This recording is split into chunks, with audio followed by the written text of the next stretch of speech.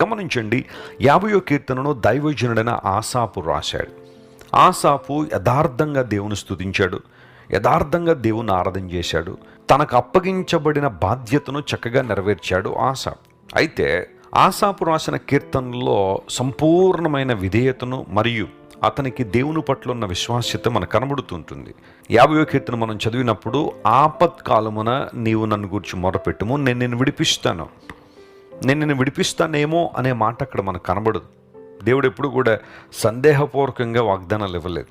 ఆయన వాగ్దానాలు నిశ్చలమైనవి, సత్యమైనవి. నేను నిన్ను విడిపిస్తాను అంటే విడిపిస్తాడు అంతే. ఆయన అందులో కాంప్రమైజ్ లేదు. ఆయన మనుషుల్లాగా అబద్ధాలు ఆడేవాడు కాదు. ఆయన ఆపత్కాలంలో, in the time of trouble, కొన్నిసార్లు అననుకోని పరిస్థితులు మన జీవితంలోకి వస్తాయి, సమస్యలు మనం చుట్టుముట్టేస్తాయి. ఇక నా వల్ల కాదు, ఈ సమస్య నేను జయించలేను, ఈ బంధకాల నుంచి నేను బయటికి రాలేను, ఈ సమస్యతోనే నా జీవితం ముగిసిపోద్దన్న భావన కొన్నిసార్లు మనుషులకు రావడం ద్వారా తీవ్ర నిరుత్సాహానికి లోనవుతూ ఉంటారు.